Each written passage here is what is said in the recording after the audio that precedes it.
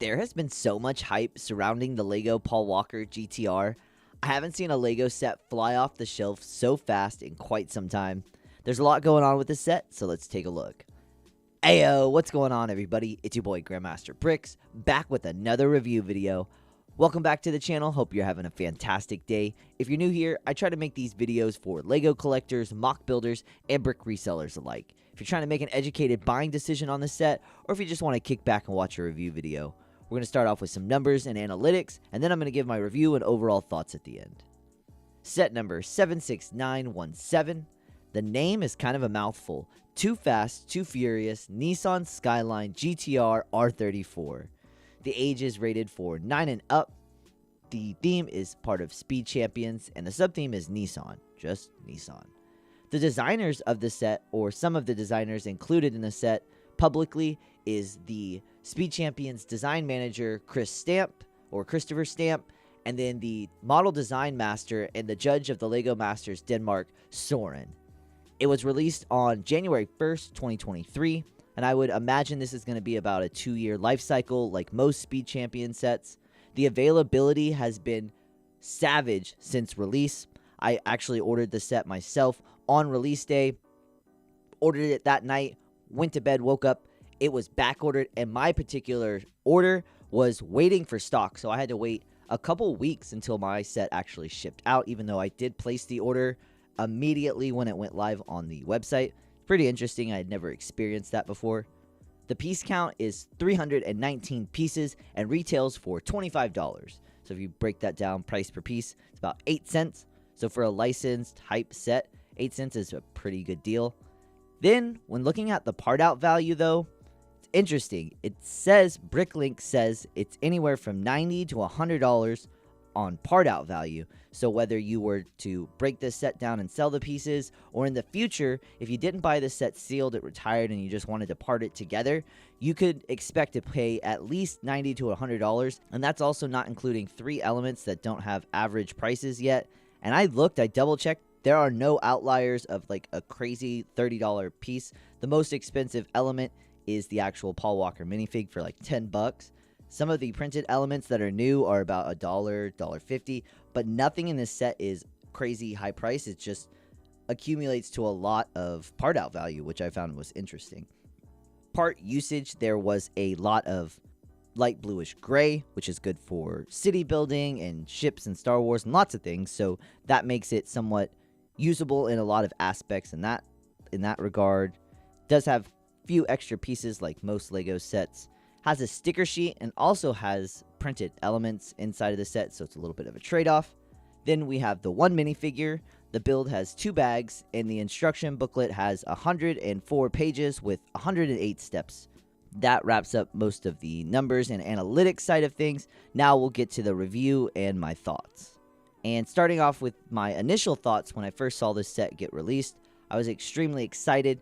Moving into the more pop culture Speed Champions, I started with the James Bond vehicle, and I'm starting to grow on the whole Speed Champion line.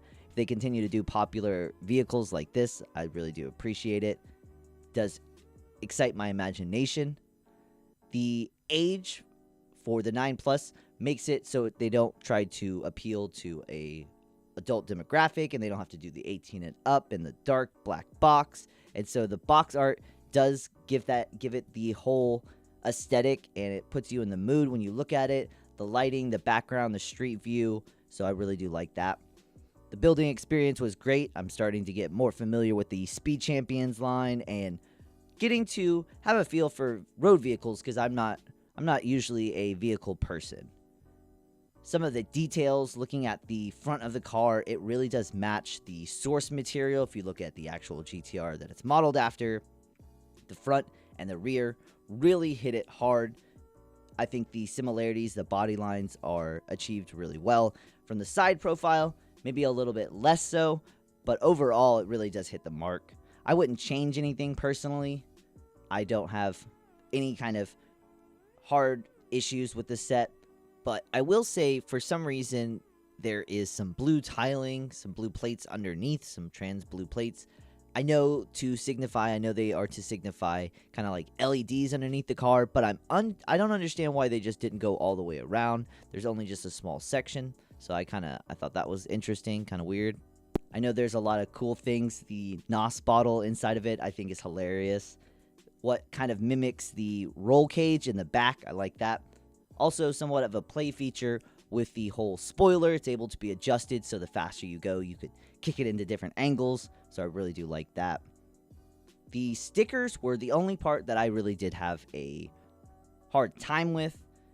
I actually have a video showing you how to use a brick separator for placing stickers, and I usually have a great time, but in this particular set, there were some printed elements, but there was a sticker that was no more maybe than a half a stud, and so it was extremely long, about 4 studs long, but half a stud wide, and to place that sticker, I just could not get it down, and so I ended up peeling it off, messing it up, and so that part was a drag, but stickers are just stickers, so you just gotta live with them. Investment value, like I had mentioned, looking at part out value, that's a really good way to kind of guess and determine what the resale value will be in the future. Because if you were to want to sell this set, if you could just get more for it being parted out, why wouldn't you? So whatever the going rate for the part out value is once it's retired is usually what it will go for. So if Bricklink says it's about $90 to $100 part out value, I could imagine in the future, in a few years, once it's retired, that would be the selling rate. Not an investment advisor, that's just my guess. And overall, fantastic set. I really think it achieves the look and feel for a pop culture vehicle from Speed Champions. I hope they continue to make more of these, like I had said. The hype surrounding this vehicle is finally starting to slow down. It's becoming more available, staying on the shelf in LEGO stores and on Lego.com. So we'll have to see how the lifespan of this set goes. I know once this set was released, the original Dom's Charger Fast and Furious set became much more popular. So do they continue to make Fast and Furious vehicles? And if so, does it continue to make these sets more valuable? Will it increase in price?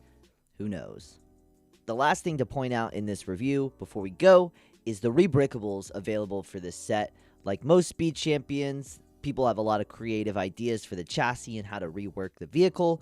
And here you can see there are quite a few rebrickables already for it. And I really do like to see that alternative build, that ability to turn one set into something else without having to acquire any other bricks. So it's really cool. I like that. But I think that's where we're going to wrap up today's video. Hopefully you found some entertainment and got a little bit of education out of my video. And if you did, smash that subscribe button. Give this video a huge thumbs up. Watch a video that appears on the screen. And remember, in life and in LEGO, never stop building.